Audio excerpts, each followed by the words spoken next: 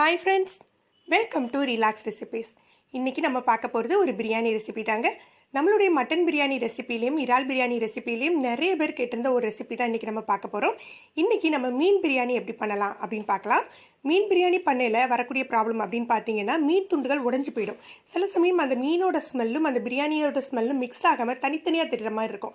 இதெல்லாம் தவிர்த்துட்டு எப்படி பொலன்னு மீன் பிரியாணி மீன் உடையாமல் பண்ணலாம் அப்படி தான் இன்றைக்கி பார்க்க போகிறோங்க. இதுக்கு என்னென்ன பொருட்கள் தேவை, எப்படி பண்ணலான்னு பார்த்துடலாம். மீன் பிரியாணி பண்ணுறதுக்கு முள் இல்லாத மீனாக இருந்தால் உங்களுக்கு ரொம்பவே நல்லா இருக்குங்க. அதை ஸ்லைஸ் பண்ணாமல் இந்த மாதிரி கட்டி கட்டியாக துண்டு போட்டு எடுத்து வச்சுக்கோங்க. முதல்ல இந்த மீன் துண்டுகளை ஊற வச்சிடலாம். உப்பு, மிளகாய்த்தூள், கொஞ்சமாக எலுமிச்சம்பழ சாறு சேர்த்து ஊற வைக்கலாம். வழக்கமாக இந்த 3 பொருளை சேர்த்து தான் ஊற வைப்போம். இன்றைக்கி எக்ஸ்ட்ரா ஒரு பொருள் சேர்த்துக்க போகிறோம். அது என்னென்னு பார்க்கலாம். மீன் பிரியாணிக்கு ரைஸும் மீனும் நீங்கள் சம அளவு எடுத்துக்கிட்டிங்கன்னா உங்களுக்கு நல்லாயிருக்கும். அதாவது 1/2 கிலோ ரைஸ் எடுத்துக்கிறீங்க, பாஸ்மதி ரைஸ் எடுத்துக்கிறீங்கன்னா 1/2 கிலோ மீன் துண்டுகள் இருந்தால் உங்களுக்கு கரெக்டாக இருக்கும். உங்களுக்கு விருப்பம் இருந்தால் கொஞ்சம் கூட மீன் சேர்த்துக்கலாம். இப்போ இதோட ஒரு 1/2 டீஸ்பூன் அளவுக்கு பிரியாணி மசாலா சேர்த்துக்க போகிறோங்க. இது நல்ல ஒரு ஃப்ளேவர் மீன் துண்டுகளுக்கு கொடுக்கும். அதே மாதிரி அந்த மீன் பிரியாணியில் நல்ல செட் ஆகி அதோடு சேர்ந்து குக்கான ஒரு எஃபெக்ட் கொடுக்கும் உங்களுக்கு.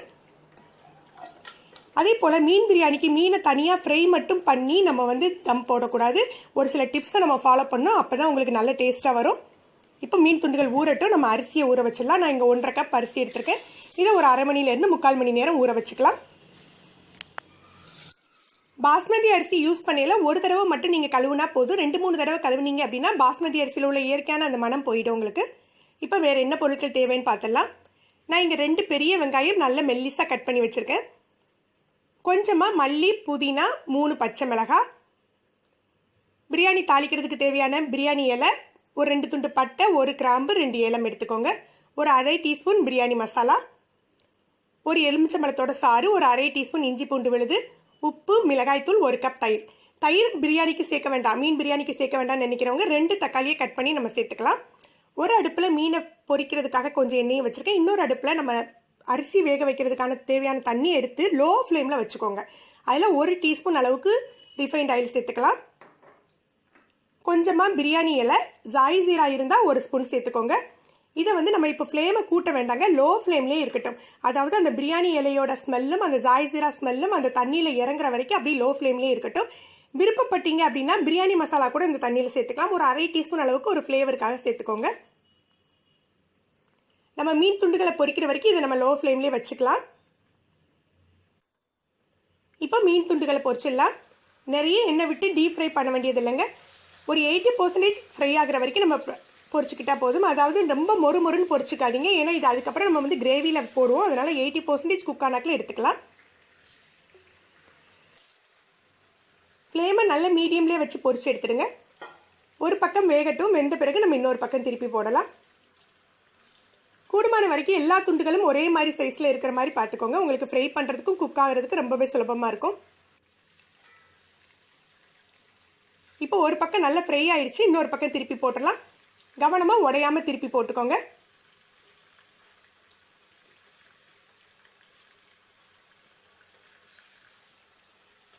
இதுக்கு நீங்கள் எந்த மீன் வேணாலும் யூஸ் பண்ணலாங்க. கூடுமான வரைக்கும் முள் இல்லாமல் இருந்ததுன்னா பிரியாணி உங்களுக்கு ரொம்பவே நல்லாயிருக்கும். இப்போ இந்த பக்கமும் ஃப்ரை ஆகட்டும். இந்த பக்கம் ஃப்ரை பண்ணாக்க நம்ம எடுத்துடலாம்.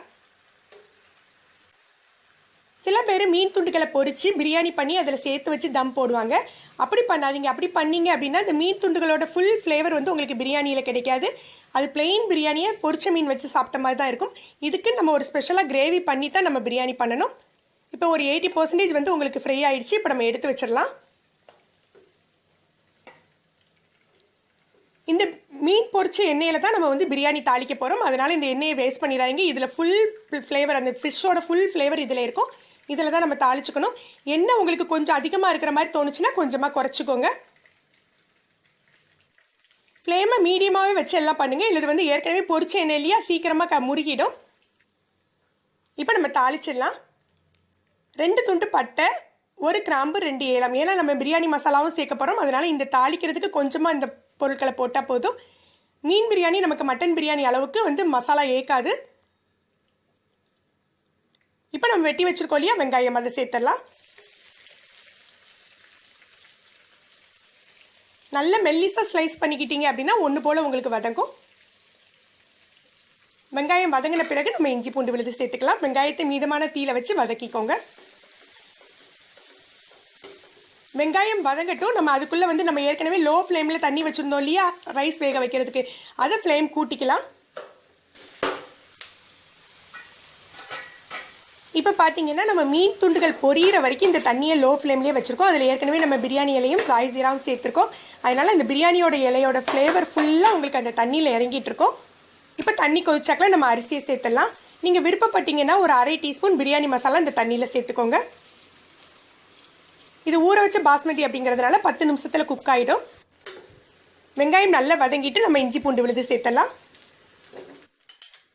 இஞ்சி பூண்டு விழுது நல்லா வதங்கின பிறகு நம்ம 1 கப் அளவுக்கு தயிர் சேர்த்துக்க போகிறோம். மீன் பிரியாணிக்கு தயிர் சேர்த்துக்க வேண்டாம் அப்படின்னு நினைக்கிறவங்க 2 தக்காளியை ஸ்லைஸ் பண்ணி சேர்த்துக்கலாம். தயிர் சேர்த்திங்க அப்படின்னா உடனே மிக்ஸ் ஆகிடும். தக்காளி சேர்த்திங்க அப்படின்னா தக்காளி நல்லா மசீர அளவுக்கு குக் பண்ணிவிட்டு நம்ம மற்ற பொருட்களை சேர்க்கணும். நீங்கள் என்றைக்காவது ஒரு நாள் செய்கிறதா இருந்தால் நீங்கள் தயிர் சேர்த்து செய்யலாம், ஒன்றும் செய்யாது. அடிக்கடி நீங்கள் செய்கிறதா இருந்தால் நீங்கள் தயிரை தவிர்த்துக்கிட்டு தக்காளி சேர்த்துக்கோங்க. மல்லி, புதினா, பச்சை மிளகாய் சேர்த்துடலாம். இதை லேசாக வதக்கி விட்டு பிரியாணி மசாலா சேர்த்துடலாம்.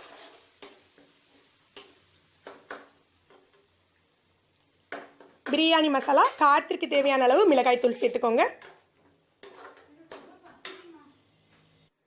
மீன் துண்டுகள் பொரிக்கையில் ஏற்கனவே நம்ம உப்பு போட்டிருக்கோம். அரிசி வேக வைக்கையிலையும் உப்பு சேர்த்துருக்கோம். அதனால இந்த மசாலாக்கு தேவையான அளவு மட்டும் உப்பு சேர்த்துக்கோங்க. இதை கலந்து விட்டுட்டு நம்ம எடுத்து வச்சிருக்கோம் இல்லையா எலுமிச்சம்பழ சாறு, அதையும் ஒரு 1/2 கப் அளவுக்கு தண்ணியும் சேர்த்துக்கலாம்.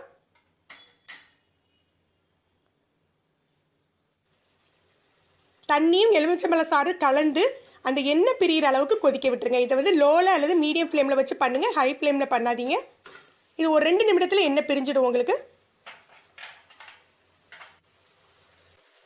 இப்போ பாருங்க மசாலா நல்லா செட் ஆயிடுச்சு. இப்போ நம்ம எடுத்து வச்சிருக்கோம் இல்லையா பொரிச்சு வச்சிருக்க மீன் துண்டுகளை இந்த மசாலாவில் சேர்த்துடலாம். ஃப்ளேமை நல்லா லோ பண்ணி வச்சுக்கோங்க. மீன் துண்டுகளை சேர்த்து லேசாக கிளறி விடுங்க. அதாவது மீன் உடையிற அளவுக்கு நல்லா கிளற வேண்டாம். அந்த மசாலாவும் மீன் துண்டுகளும் மிக்ஸ் ஆகிற மாதிரி லேசாக புரட்டி விட்டாலே போதும்.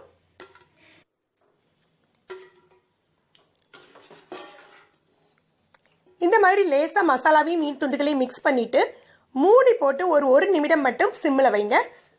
1 நிமிடம் கழித்து அப்படியே அடுப்பை அணைச்சி வச்சுடுங்க. அந்த மீன் துண்டுகளோட ஃப்ளேவர் ஃபுல்லாக அந்த மசாலாவில் இறங்கிடும். மசாலாவோட சூட்டிலேயே மீன் துண்டுகளும் உங்களுக்கு செட் ஆகிடும். இப்போ நம்ம ரைஸ் வெந்துட்டான்னு பார்க்கலாம். நம்ம ரைஸையுமே முழுக்க குக் பண்ணக்கூடாதுங்க. ஒரு 80% அளவுக்கு வெந்தாலே போதும். சாதம் வெந்து உடையிற பருவத்தில் இருந்தால் போதும். நல்ல மசீர பருவம் அளவுக்கு குக் பண்ணாதீங்க. இப்போ நம்ம வடித்து எடுத்து வச்சிடலாம். நமக்கு இப்போ மீன் கிரேவியும் தயாராகிடுச்சு, ரைஸும் தயாராகிடுச்சு. நம்ம தம் போட்டுடலாம். தம் போடல நம்ம பார்க்க வேண்டிய டிப்ஸ் என்ன அப்படின்னா, நீங்கள் மீன் துண்டுகளை அடிப்பாகத்தில் போட வேண்டாம். அந்த எண்ணெய் கலந்த கிரேவியை அடிப்பாகத்தில் நீங்கள் போட்டுக்கோங்க. ஏன்னா நம்ம எண்ணெய் அதிக அளவில் சேர்க்காததுனால சில சமயங்களில் மீன் துண்டுகள் பிடிச்சிட வாய்ப்பு இருக்குது. அதனால இந்த கிரேவியை நம்ம அடியில் போட்டுட்டு ஒரு லேயர் ரைஸ் சேர்த்துக்கலாம்.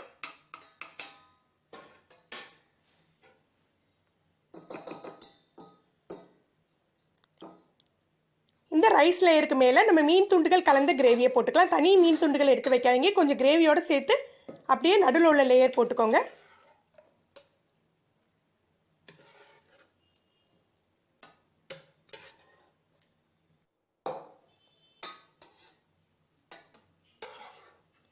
இப்படி போடுறதுனால உங்களுக்கு மீன் துண்டுகளும் உடையாது. அந்த ஃப்ளேவர் வந்து அந்த மீனோட ஃப்ளேவர் வந்து கீழே உள்ள ரைஸ் மேலே உள்ள ரைஸ் எல்லாத்துலேயும் கலந்து பிரியாணி உங்களுக்கு ஈவனாக குக் ஆகி நல்ல ஃப்ளேவர்ஃபுல்லாக இருக்குங்க.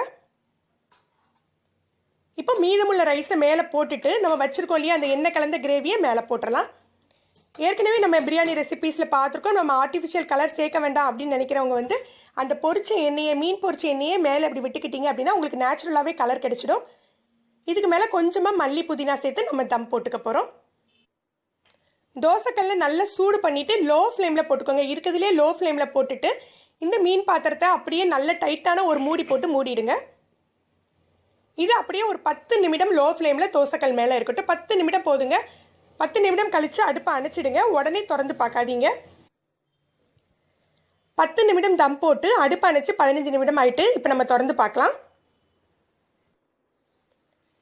திறந்து பார்க்கலையே அந்த மீன் பிரியாணியோட ஸ்மெல் அவ்வளோ அருமையாக இருக்குங்க. இப்போ இதை நம்ம கிளறி பார்த்துடலாம்.